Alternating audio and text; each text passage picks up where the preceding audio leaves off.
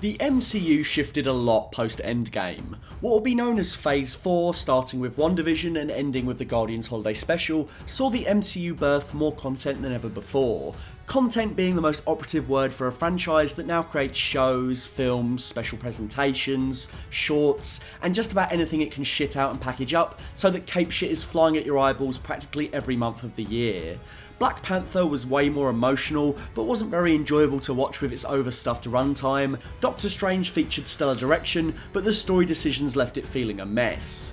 The whole phase is a malaise of excitement and disappointment, good ideas and bad execution, returning favourites and wonky introductions. How does anything feel connected this time round? Even the multiverse movies don't have consistent rules and logic. It's impossible to tell when anything is set in relation to anything else, and it hasn't really built up any hype working towards Kang and the Secret Wars. At one point I considered going through all these in chronological order and just telling you which ones I liked, but I thought you'd call it a cop-out, and rightfully so. I then wanted to put everything in order as one big ranking, but quickly found it didn't do justice to what worked and what didn't, from Wandavision to Wakanda Forever. Ranking 6-hour series to 2-hour movies to 40-minute specials doesn't really work. I might find one thing more rewatchable than another, but it could have less to do with the quality and more to do with the runtime. So I tried to stop thinking about the ranking in this way and instead give you a ranking divided into films and shows. At the same time, I know people are going to be like, you really put this over this? That over that? Rankings can really make things look bad if they don't come in the top 3, but look, something's got to come last. Sometimes something can be a fun freestyle experience and still end up towards the bottom of a list. As it happens, I thought most of Phase 4 was pretty bad, but that doesn't mean there aren't some merits to most of these projects. Bear in mind that if your favourite came low, it's not a personal attack, I'm not stating my opinion as fact. People love to drop that old chestnut. Giving your opinion isn't the same as stating it's some kind of objective reality.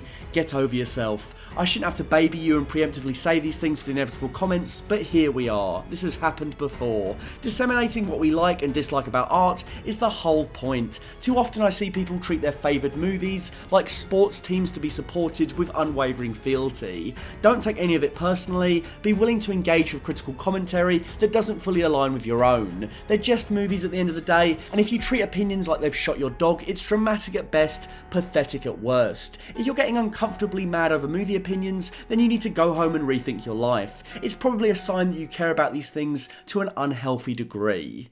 You are so pathetic! But before we get into all that, we have the Phase 4 awards. Best Suit Up goes to Doctor Strange. Thank you.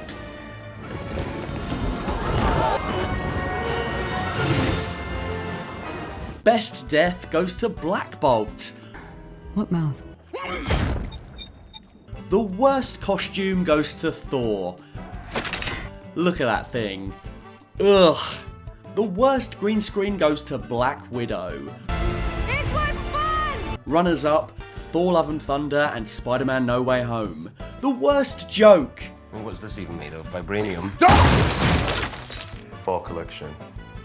IKEA. The best hand-to-hand fight scene goes to Shang-Chi.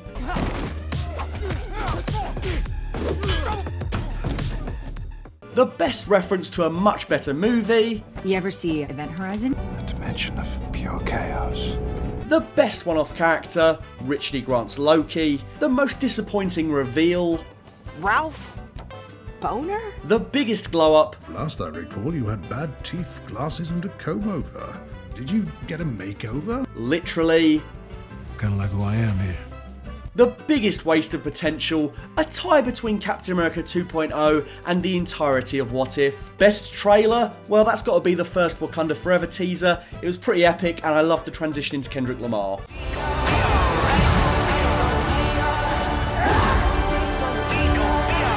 The worst MCU Phase 4 moment is that She-Hulk finale when they decided to quit pretending to care and just had Jen straight up skip the finale so that she could talk to Kevin Feige. This was so clever and subversive and not lazy at all. The best MCU Phase 4 moment. I'm lame compared. Like I fought a Russian guy in a rhinoceros machine. It's gotta be when Peter tells other Peter simply that he's amazing.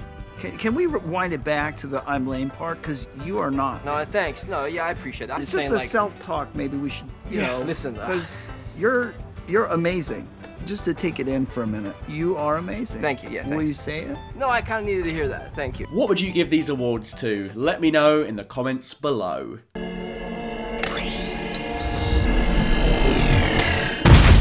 So it's the end of the year and it's time for the final NordVPN sponsor. And much like any classic sitcom, I think it's time for a clip show. Remember when I said this? It improves your online security and makes your browsing experience more secure. You can also use a VPN to play geo-restricted video games, and it helps prevent against DDoS attacks when you're gaming. Classic. Or how about that time I had a tash and said this? Much like Black Adam, it can connect at lightning fast speeds and allows you to use Netflix and other streamers without any geo restrictions. Or when I said this about NordVPN, there's even a kill switch which acts as a last line of defense for any data breaches. Also sounds really cool, like a kill switch. They also have a no logs policy, so you can be confident they don't keep any record of the data that passes through. God, what will I say next? Maybe something like, check out NordVPN today, because you know what NordVPN does, you know how useful a VPN is, across all the times I've said it this year, so do yourself a favour and get one in time for Christmas, or for somebody else, maybe a loved one, maybe an unloved one, maybe a mortal enemy. It's up to you. Go to nordvpn.com/fullfatvideos to get 4 months free on a 2-year subscription and a 30-day risk-free money-back guarantee. And if you've not used any of my NordVPN offers across the year, now is your chance because it's a limited time offer. So in no particular order, here are the movies. They're actually in a particular order, they're worst to best. Eternals. I can't believe a 2020 MCU that released nothing was better than the original plan to release Black Widow and Eternals, because both these movies suck. The Eternals are some of the blandest Marvel heroes to ever exist on the big screen. I had to Google everyone's names when I came to write this, and I certainly was not going to watch it again. Every good idea or concept feels squandered. I'd love to see an epic romance between two superheroes play out over thousands of years, but there's no chemistry between Cersei and Icarus. The reveal that they are sentient machines could have led to some awesome cosmic body horror, but it's barely touched upon. Their meddling with human affairs across history is handled with about as much finesse as an elephant on roller skates, and every action scene is a miserable drab CGI affair. Brian Tyree Henry and Kumail Nanjiani are completely and utterly wasted. Finger guns? Finger guns? That's lame as hell. Marvel stans will often point to directors like Chloe Zhao as an example of auteur vision in the MCU because she happened to win an Oscar, but nothing that works about Nomadland is exemplified here. She's a gun for hire as much as 90% of MCU directors, and even deviation from the formula clashes with the more standardised elements, like the jokes. We get to start over somewhere new. Well, that was very moving. I barely remember anything from this movie, aside from the huge deal that was made out of there being a sex scene. 10 Seconds of Missionary might be the cornerstone of my sex life, but it's hardly a steamy representation of Hollywood romance, is it? The only saving grace is that this one legitimately bombed, and word on a sequel or any kind of subsequent appearance from this team has gone quiet. Hopefully they can put them to bed for longer than Cersei and Icarus. Black Widow. Black Widow is a movie that ended up feeling very bland when it could have easily been one of the best MCU movies ever. I get that the announcement of the Black Widow movie meant that her death in Endgame was a legitimate surprise, but it pigeonholed this film into being a weird interquel. We already had a bevy of movies that were direct sequels to Civil War, and that actually worked quite well, but doing another one after Infinity War and Endgame is far too late. I understand that comics jump around in time, but the MCU has always worked best when it opts to be roughly chronological. In the case of Natasha, it's just really half-baked to kill her off, and then immediately follow it up with a random story in her timeline. As much as it's interesting to explore her origins, the Red Room, and the Black Widow program, it doesn't feel like a definitive end to her time in the saga. Logan, this really ain't. Captain Marvel should have been kept to kick off Phase 4, and her slot in between Infinity War and Endgame should have been given to Black Widow. Then we could have gotten her solo swan song, setting up the events of Endgame where she carries out the ultimate sacrifice. Captain Marvel just pops up as a Deus Ex Machina in Endgame, it's a glorified cameo, and it would have been way more exciting for her to be the new hero at the very beginning of Phase 4. And you could take this Black Widow script and set it during the blip, still allowing us to meet Yelena and explore Nat's origins, whilst also giving some texture to the grim state of the world. On top of that, you wouldn't need to do any more chronological gymnastics. Instead, we got the prequel to Infinity War we never needed. How did Black Widow get that vest? I simply must know! You know, this is the first piece of clothing I've ever bought for myself. Seeing her walk off to that jet at the very end was such a weak way to say goodbye to the character. At the very least, I think you could have had some real gumption with this story and set it after her death. What if the Soul Stone granted Natasha an It's a Wonderful Lifestyle chance to go back to all her most important and private moments? She watches her life flash before her eyes as an omnipotent viewer that can't influence or interfere. Or can she? I just would have loved to see the relatively grounded spy story told under the umbrella of a dead Nat post-Endgame. It would have been a nice contrast to have cosmic and grounded, and it would have been cool to make the movie about her dealing with the end, rather than it being a random interquel. She could have said goodbye to Hawkeye, Hulk, Cap, Nick Fury, Yelena, and the rest of her family, and that might have lended some real closure to proceedings. This film also set the tone for the slapdash visual effects that would be notable across the rest of Phase 4. This was fun! Green screen composites have never been the MCU's strongest suit, but some of the lighting on the actors in these shots is just ridiculously incongruent to the CGI landscape. I can't excuse it when this is coming from a company who currently owns all of the highest grossing franchises that regularly top $1 billion at the box office. Thor Love and Thunder. Thor Love and Thunder is so bad it will make you think the first Taika Waititi Thor movie was a fluke.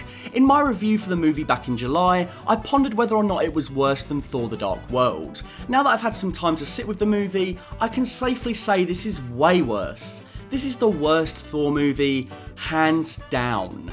I never thought I would say that after Thor Ragnarok. 2021 MCU contained things like Eternals, which looked terrible from the off, but 2022 MCU tricked us into thinking we'd be getting quality. Sam Raimi returns to the fold, another Taika Waititi Thor movie? Hell yeah. These things seemed like dead certs. It shook my faith in even the tried and tested Marvel characters when Taika Waititi Thor went from being one of the best MCU outings to one of the worst. I don't think there's been a dip in quality from sequel to sequel this bad in the entire MCU. After almost a decade absent, Natalie Portman returns to the fold only to remind us why the Thor-Jane romance subplot was axed in the first place. Thirdly, eat my hammer! She's wasted as Dr. Jane Foster in a storyline that should have been utterly amazing. Only the MCU could take something like terminal cancer and rob the audience of the pathos to that. Christian Bale chews the scenery as a one-dimensional villain, and Russell Crowe's having fun, we like that.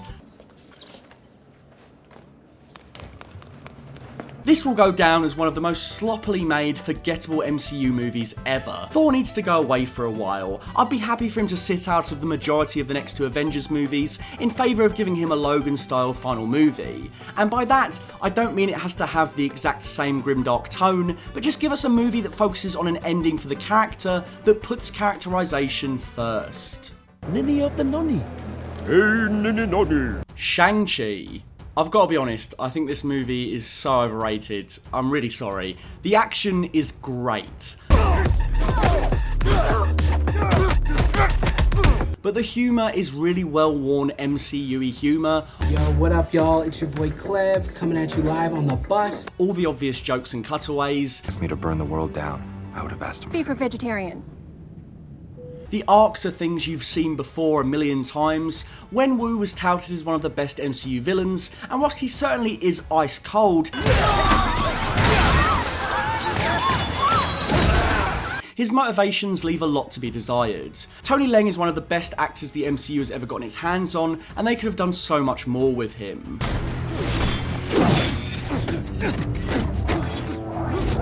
The actual 10 rings are one of the single biggest improvements over the source material the MCU has ever crafted. They're an awesome, unique design, and you can do so much with them in the action sequences. It's awesome when Shang-Chi and Wenwu split the rings apart and fight each other with them.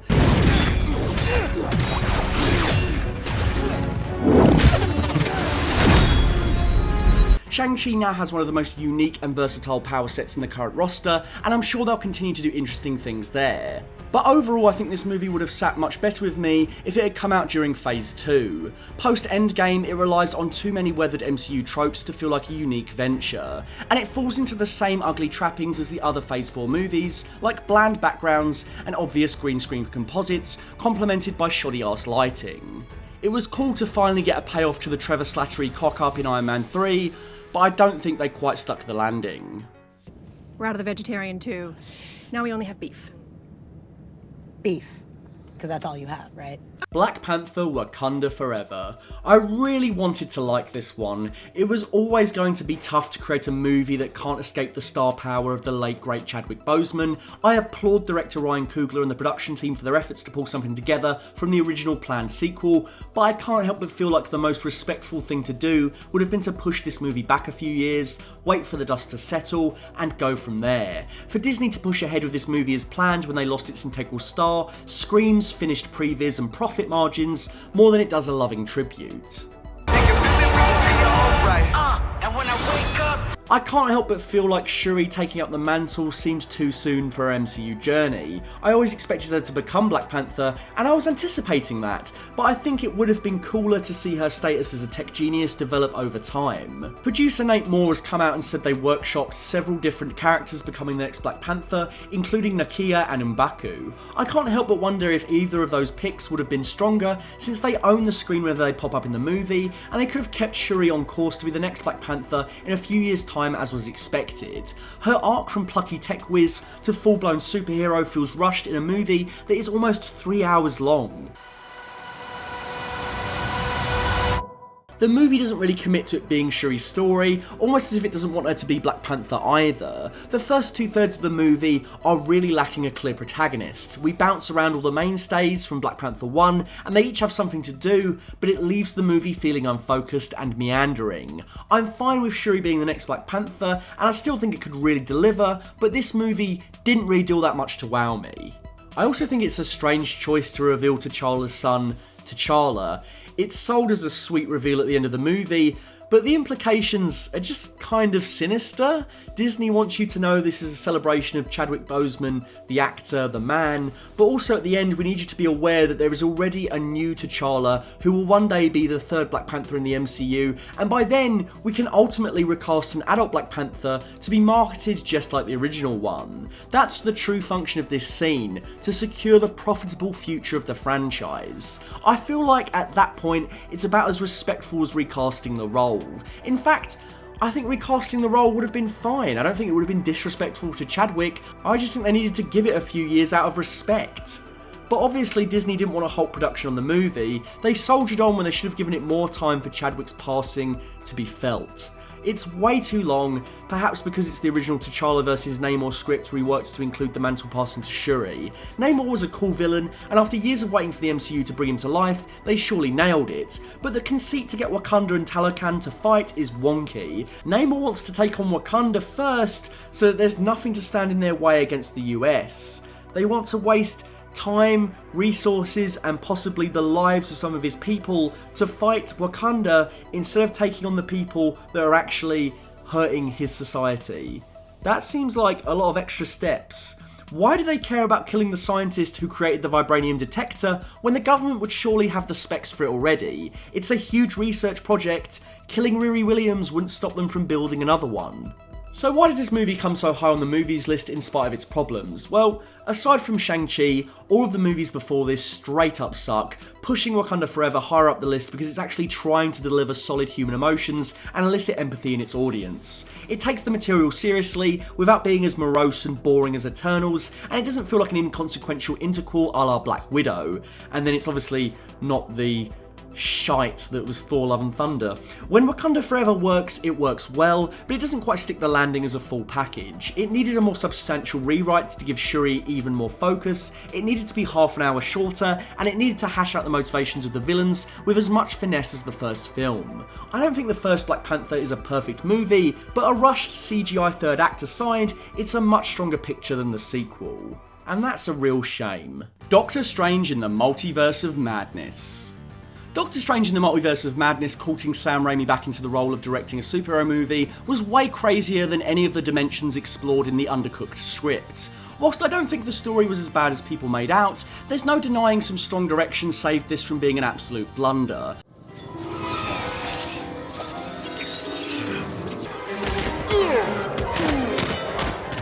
I was shocked just how much Raimi got to inject himself into it, and it felt more akin to Darkman and Evil Dead than it did his Spider-Man trilogy.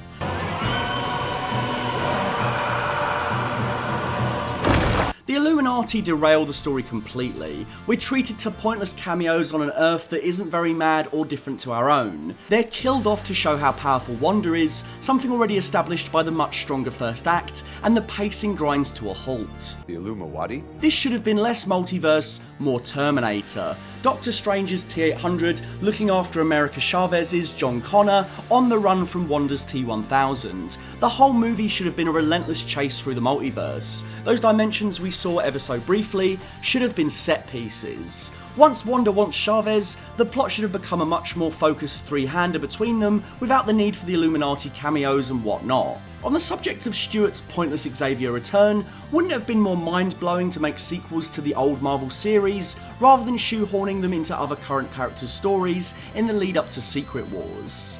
Imagine if the Phase 4 slate kept building on the current stable of characters, but we also got Blade 4 starring Wesley Snipes, a new X-Men movie with the classic cast, and a new Raimi Spider-Man movie. You're telling me nobody would turn up for those? You're telling me they wouldn't send people feral? It would be awesome to give them their own focused stories that each lead into some sort of tease or set up for Secret Wars, no? Rather than just making loads and loads of random unconnected stories before diving into Kang Dynasty and wheeling out all the old characters for one 3-hour movie in Secret Wars. Also, you've literally canonised a Marvel universe where Infinity War happened with the Fantastic Four and the X-Men, and we don't even get a little taste of that? I don't care about watching Captain Marvel fight the Scarlet Witch, but I would have loved to have seen the Thanos fight from Infinity War with those teams thrown in. That would have been a dope flashback, and having cameos in that moment wouldn't have felt so pandering. You could have recreated the same shots and angles from that scene, but put a fun spin on it by showing how differently it would have gone down. I would just love to see Xavier in the Mantis role and he comes dropping out of a portal right on top of Thanos' head. Although the story lacks the finesse needed to make this a truly top tier MCU picture, there's still a lot to like. I personally love that they committed to Wanda being evil. I was worried going into this that she wasn't going to actually kill anybody and she was going to trap them with magic or something. You know, so she doesn't go past the point of no return. Instead, within the first 30 minutes, she's ashing innocence and ends up murdering a bunch of superheroes in cold blood. Awesome. I'm aware there's a trope of the female character being too strong for her own good, unable to control her powers and her emotions, and from that they often break bad in a shallow and undeserving way for both the character and the story. But I don't think this is one of those examples. We've tracked Wanda's story since Age of Ultron, and all she's ever done is lose. Not only has she lost her brother, her kids, her parents, her country and her husband, but she's never cut a break by anyone around her. It's easy to see why it felt like Cap abandoned her, and she would break bad with the help of the Darkhold. Plus we have the added conceit of the Darkhold essentially causing her to fully Anakin Skywalker. It doesn't work quite as well as the Arms in Doc Ock's story, and I actually would have loved to see the book communicate with her in this way, but it's enough to tip a character who was already doing questionable things into full-blown villainy. Let's not forget she enslaved a town. I think it's more a failing of Wandavision than it is Multiverse of Madness that they didn't have Wanda face the consequences of what she did to Westview. Maybe she should have become evil at the end of that rather than being let off the hook so easily, and then maybe we would flow into this movie a little better. Either way, whether the motivations are a bit iffy at the start, it leads to a choice that actually shows some gumption within the MCU, something we haven't seen before. Civil War, no one goes past the point of no return. This, she is killing everyone. I also like it when you get to go back and recontextualise the previous movies. She's not a US citizen and they don't grant visas to weapons of mass destruction. She's a kid. Give me a break! Was Tony right or was Steve? She ended up going on a murder spree, but at the same time she was never given a single shred of help when she lost everything. I also really like Stephen's "Are you happy?" conundrum. First asked by the woman he loves as she falls into the arms of someone else, later Sinister Strange laments that he has the power of gods and saved the universe, yet he still can't make himself feel whole. He's a pretty lonely guy in truth, and seeing him admit that he can't be with Christine because he gets scared of what he might lose is great. With great power comes great responsibility, and unlike Toby, he was far too late to get the girl. Having your all-powerful wizard consider what he really wants out of life and the idea that all that power still can't bring him closer to the person he loves is a really neat way of bringing him down to earth. I like it when Strange pops up in other people's stories. He is the wizard figure who sends people on their quests, but after several years of that, I was starting to think he'd become impossible to connect with on an intimate level. I was proven wrong here, and it ended up being one of my favourite parts of the movie. It is nicely paid off at the end, as Wong tells him that he thinks about all the other things he could have been, but he is still grateful to live in this version of events. And Strange isn't alone, even if it's time to move on.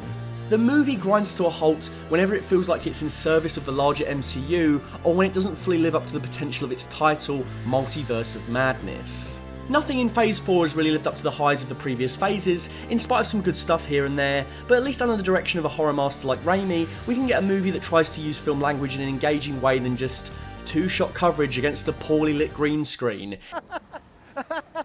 It's over! Spider-Man No Way Home. No Way Home was a movie I found disappointing, but ended up being the best MCU movie of Phase 4, and the only time there was any kind of credible hype.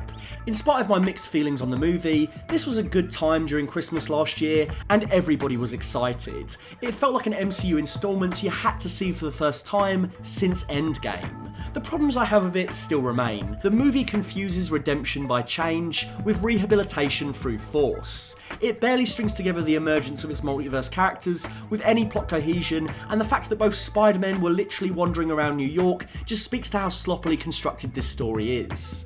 Seeing Tom, Andrew and Toby together in the final third of the movie is an absolute joy, but upon rewatch it just feels like I'm waiting to get to those moments. I think a better constructed story would have made full use of them across the entirety of the movie, akin to something like Day of the Doctor, which juggles all of its plots and multiple incarnations with far more screen time for all of them. The Spider-Men are what everybody wants to see. I think we should have alternated between their perspectives and stories before crossing paths much earlier in the script. Imagine if the opening to the movie featured Jake Gyllenhaal's Mysterio on a rampage in New York City. We're confused why he's still alive, but he is hellbent on having a showdown with Spider-Man. The whole sequence plays out with civilians in danger, and everyone is expecting Tom Holland's Spider-Man to swing into action, only it's revealed to be Tobey Maguire instead. They battle right up until a mysterious portal sends tugboats zipping across the multiverse to an unknown location. We cut from that universe's very much alive Mysterio to the MCU's very much dead Mysterio for a recap on Far From Home, and we're reunited with Tom Holland's Peter. I think you could have worked both Toby and Andrew into the script with more surprises and multiverse shenanigans. In comparison to Spider-Verse, the prospect of having multiple Spider-Men crossover is done with far less creativity.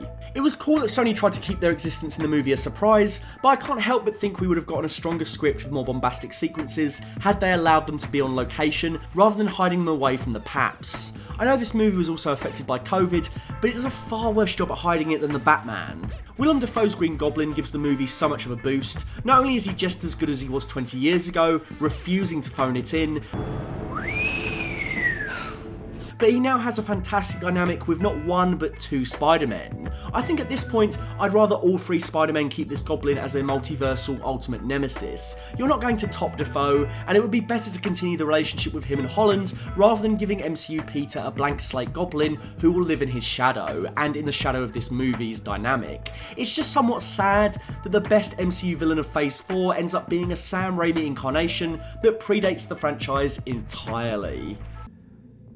That's some neat trick. Alfred Molina's Doc Ock is entertaining, it's just a shame they had to spoil his redemption. But I've already covered that here and here, so I'm not going to go any further into it. Jamie Foxx was really fun as Electro, but it's pretty odd that the movie establishes the villains have been pulled across because they know Spider-Man's identity, but later on he proves that he had no idea who he really was. Why not just not mention it and we probably wouldn't remember, because no one wants to watch The Amazing Spider-Man 2. The film is littered with these kinds of things, and it just about strings along each scene in inconsistency with enough finesse to get to the next cameo. Sandman, Lizard, and Venom are all wasted. Don't tease me with a Doctor Strange versus Lizard tussle I'll never get to see, and don't set up Venom's MCU inclusion in a post-credit scene only to see him go home in another. Seriously, what was the point of that, other than to get the villain count up to 6? You don't need to leave the symbiote in the MCU to justify doing the Black Suit storyline later on. Spider-Man No Way Home is nowhere near the best Spider-Man movie, but it certainly has its charms. I enjoyed the interplay between the 3 leads, I enjoyed seeing Andrew Garfield's Spider-Man in a halfway decent story, I enjoyed seeing Doctor Strange and Peter continue their dynamic from Infinity War, Tom and Zendaya's chemistry gave it some real heart, and Ned was of course the MVP once again. It doesn't hold a candle to the best of the first 3 phases, but nothing in Phase 4 really did, to be honest. The Avengers. The Avengers? Yeah. That's great. Thank you. What is that? So that's the movies of Phase 4. Whilst I don't think we had any true standouts, Phase 4 would have been far better received by me if it had stuck to the cinematic experience. The copious amounts of hours spent on Disney Plus is where the overkill truly started to begin, and my goodwill for the MCU reached an all-time low. Strap in for a streak of mediocrity as we rank the TV shows and special presentations. Hawkeye. I didn't watch it. It looked boring as hell, the reviews were mid, and everyone I know who started it straight up said it was terrible. All the hype at Christmas was reserved for No Way Home, and I wasn't going to sit through this. I made a meagre attempt for about 20 minutes and switched the first episode off. I don't care. Not even Vincent D'Onofrio's Kingpin could pull me in. Don't worry, Vince. I'll see you in 2024.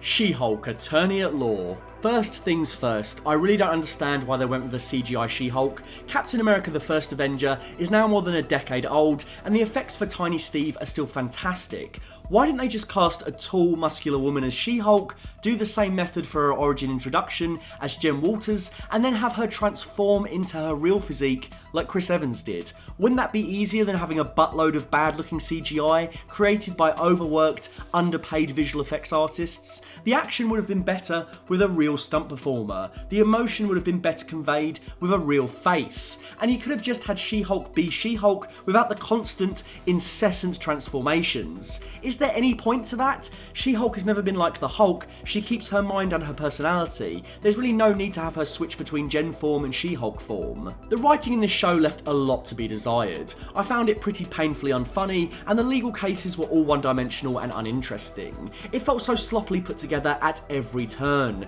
Check out the editing at the end of the first episode. That table just disappears and we jump ahead to Titania's next move. There is no flow to this at all. I had waited for Tim Roth's Emil Blonsky to come back since 2008, and his presence in this ended up being so disappointing. You can't bench such an evil bastard for years and then bring him back reformed. Who was screaming out for nice guy comedy abomination? I know I certainly wasn't. I wanted him to come back with the hunger and thirst for power that made him such an unexpectedly memorable character in the first place. It threw a forklift truck like it was a softball. The other character I of course really wanted to see was Daredevil, and in fairness his guest episode was pretty fun if inconsequential. It was like a fun CW superhero show for one episode, and the dynamic between him and Jen was sweet. The only truly new ground She-Hulk broke was properly confronting sex and intimacy, something that has largely been ignored ever since Disney bought Marvel. Good on Jen for getting some, unlike all these superheroic virgins. It's hilarious how progressive Disney wants you to think they are when their values are deeply conservative. I watched some Simpsons the other day, and the one where Homer and Marge keep having sex in public came on. You know, the one where they end up running across town in the nip. Hilarious. This cartoon show from the 90s tackles intimacy with more nuance and entertainment value than Disney would ever dare to do with any of their superheroes. God forbid any of these chiseled, beautiful people experience horniness. What if?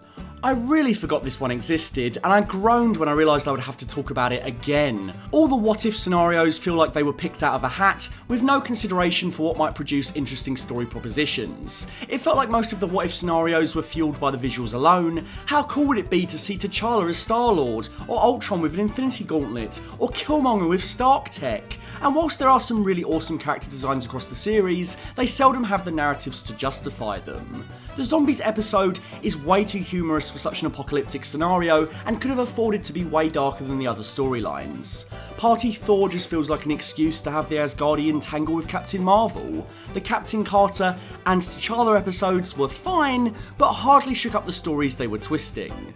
The Doctor Strange episode was massively overrated, and I thought the premise was stupid, to be honest. The only episode I really truly thought was enjoyable and nailed the point of what the show should be was the Nick Fury-led murder mystery. It was cool to give the S.H.I.E.L.D. director some focus, the string of Avengers deaths built up sufficient intrigue, and the reveal was believable based on what we've seen in the live-action stories. Hank Pym is one bad day away from becoming an Avengers-level threat.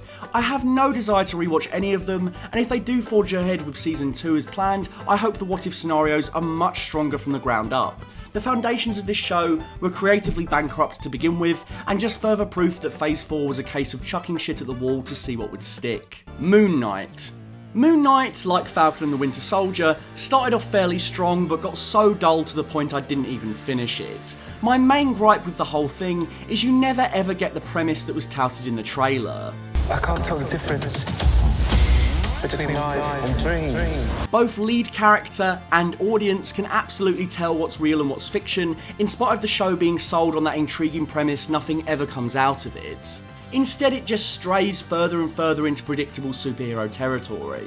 This was where the problems with the 6-part structure were really laid bare. None of these shows know what to do with their middle episodes, and it often feels like a 2-hour movie story stretched across 6 episodes without much justification for doing so. I really wish we had gotten a more densely packed version of this with a more epic big screen visage.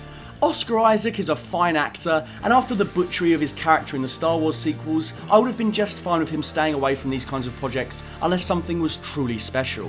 The show is so relentlessly mid, and it upsets me that the actor is now 3 for 3 with Apocalypse, Poe and Moon Knight. Miss Marvel. Iman Vellani as Miss Marvel is one of the best new additions to the Phase 4 roster. She's really charming as Kamala Khan, and knowing that both her and Monica Rambeau are showing up for the Captain Marvel sequel makes me 10 times more excited to watch it. Unfortunately, her freshman series was about as dull as any of the other mediocre Disney Plus shows, with a weak villain and not much of a satisfying resolution. Some strong direction and likeable characters aside, I couldn't care less for the villain plot, and when your hero doesn't have an interesting obstacle to overcome, they can only go so far. Plus, I know there's been so much discourse over her powers, so I'll probably say something you've heard a million times, but the stretchy powers are far more unique and appropriate for Kamala's personality. Stretchy powers rock, and I think it's stupid to change them beyond recognition just so that Mr. Fantastic can have the monopoly on the ability in the MCU. We've had tons of heroes with copycat power sets. Why couldn't we have seen Miss Marvel's comic book powers fully unleashed on the big screen? This was a tough pill to swallow.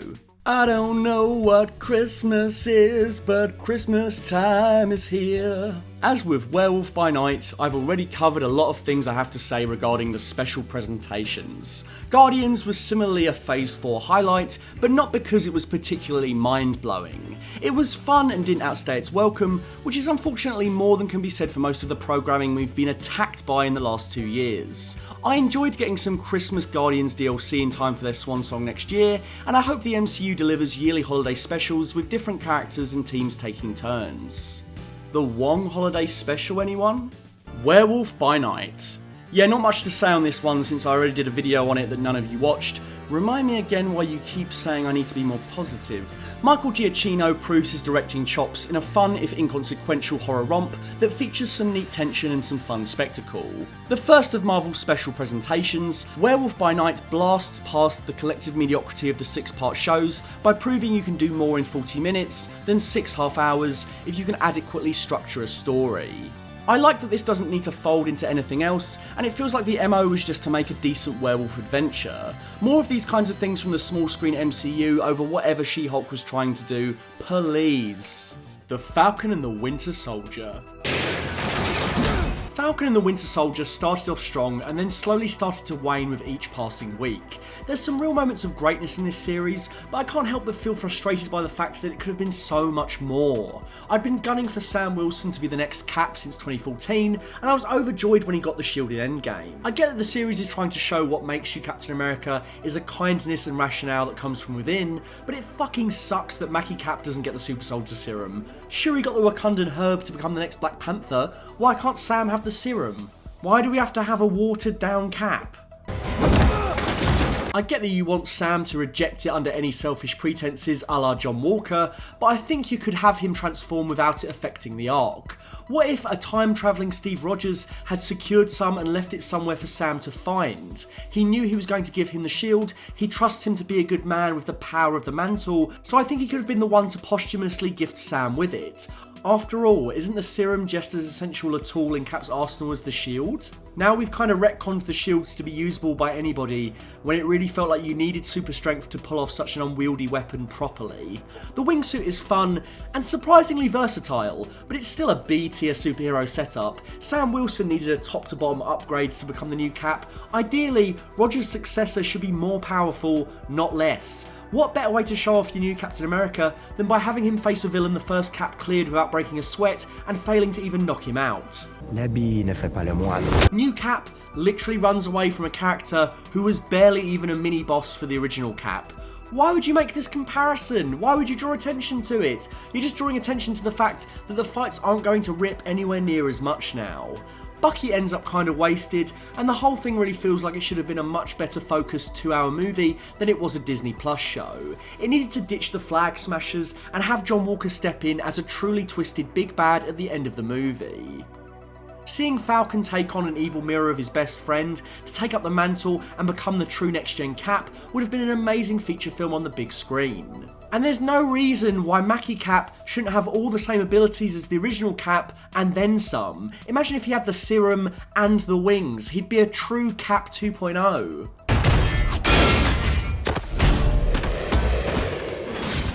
I don't hate Falcon and the Winter Soldier, but I think its failings are softened by the fact that I love Sam, Bucky and Zemo, and seeing them wade through some interesting scenarios and character work is enough to keep me engaged even when the rest of it is seriously wonky. For every brilliant scene with Isaiah Bradley, there's a stupid scene with the Flag Smashers. It's been widely reported that their true motivations involved releasing a virus, and so it's understandable why they potentially got botched in the edit, but it unfortunately doesn't make this any better as a finished product. Loki. I really enjoyed Loki, and week to week I was excited for what would come next. During a dire period of Doctor Who, it was great to see a smart-ass British anti-hero paired up with a plucky assistant across space and time. That was your first lesson in catching a Loki. Expect the expected. It was the first time I felt like Loki had anything meaningful to do since the Avengers, which is funny because that's exactly where things kick off for this particular variant. The only real problem with this is it kind of ends on a cliffhanger for not just the next season but the entire MCU as a whole. It's unclear how important this will be to the Multiverse saga, but the fact it introduced Kang implies more will follow. As an ending, it's rather unsatisfying and once again highlights why these projects would work better as feature films. I think the relative quality of this show is higher than Wandavision, but the latter is the better TV show. On-screen comic book projects are obsessed with doing villain stories where the lead character is another superhero in all but name. Loki actually addresses the immoral aspects of the character, and his journey to becoming a better person is far better realised than Black Adam, Venom, or Dr. Michael Morbius. I'm just kidding, it's Dr. Michael Morbius at your service. If all the Disney Plus shows were more like Loki, maybe I wouldn't be so fatigued. Okay, just shut up, please. Wandavision. Wandavision kicked Phase 4 off and perhaps set the bar a little too high for what ended up following. Most subsequent Phase 4 projects ended up being significantly worse than this, and looking back on it, it's kind of a shock it ended up being as fun as it was. I've gone over this in a video already, but I'll say it again. Wandavision is the only Disney Plus show that couldn't work better as a movie. The format of TV is baked into its structure and the meaning of its story. That's why it soars where so many other Disney Plus shows have failed to keep my interest. As Eric Kripke has said, if you're making a TV show, you gotta make a TV show and not a 6-hour movie. It doesn't work that way, and the relative quality of WandaVision compared to the other Disney Plus shows proves that.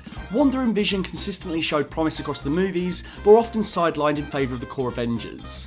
Here they got to prove that they're the best romance in the MCU, and their story was both tragic and heartwarming. But what is grief? If not love, persevering.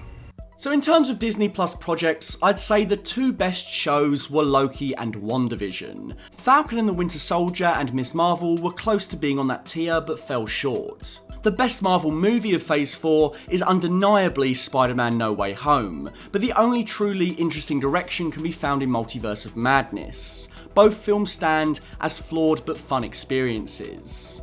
The action in Shang-Chi was some of the best we've ever gotten in the MCU, and was very fun, but the rest of it was so tropey and mediocre that I don't think I'll ever want to go back to it. Werewolf by Night and the Guardians Holiday Special were good for what they were, disposable 40-minute sizzles, and Black Panther Wakanda Forever was as good as it could be considering the unforeseeable and tragic circumstances surrounding it. From there, I think the rest of Phase 4 is kind of a dud.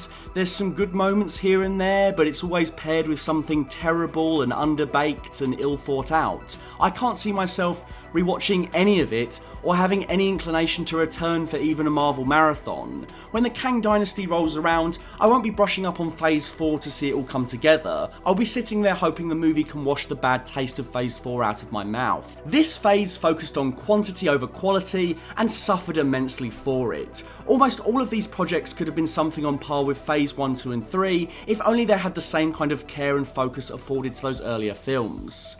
Victory has defeated the MCU. Victory has defeated the MCU.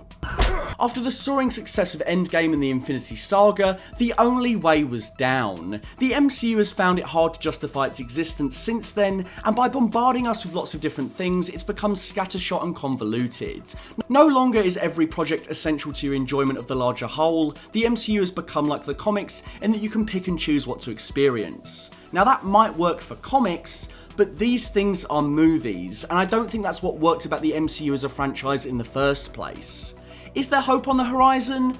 Well, yes and no. It's been reported that the next phases of the MCU are going to focus on quality over quantity. Rumours suggest that the gluttony of 6-hour events will be axed in favour of more feature films and specials. This sounds like the right direction, and with Phase 5 and 6 looking to funnel the story into the Secret Wars conclusion, maybe each project will start to matter again. At the same time, I can't help but feel like the MCU is at the start of what will surely be a slow death. Disney will not stop the cash train until these movies start to consistently underperform. They were never going to go away in a flash. The eventual end will come in the form of a stripped down output and less annual projects. So whilst the claim is that less things are coming to focus on quality, I think it's actually a sign of the times. The Western didn't persist forever, and neither will the superhero movie. The success of something like Top Gun Maverick tells me that audiences are eager for well-made blockbusters without capes, and that hunger will only increase as the years go on. Once Hugh Jackman and the X-Men, the original Fantastic Four, Nick Cage, Ben Affleck, Chris Evans, Robert Downey Jr., and just about every single cinematic Marvel superhero pops up in Secret Wars, where else is there to go? Disney wants to keep going bigger, but the prospect of the multiverse is already squeezing out the last of the unthinkable and the impossible. It was truly surreal to see the Spider-Men unite, and for Doctor Strange to hear quotes from Days of Future Past, but these gimmicks will only run as far as 2026. If Disney has any integrity, they'll send the MCU away for a good long while, and leave us wanting more. Instead, I fear the worst is yet to come. Big thank you to my full fat tier patron, Dr. Chike. If you'd like to donate money to my Patreon, you can find me at patreon.com/fullfatvideos. If you'd like to find me on Instagram, you can find me at full_fat_videos. And if you'd like to find me on Twitter, you can find me at, you guessed it, at fullfatvideos.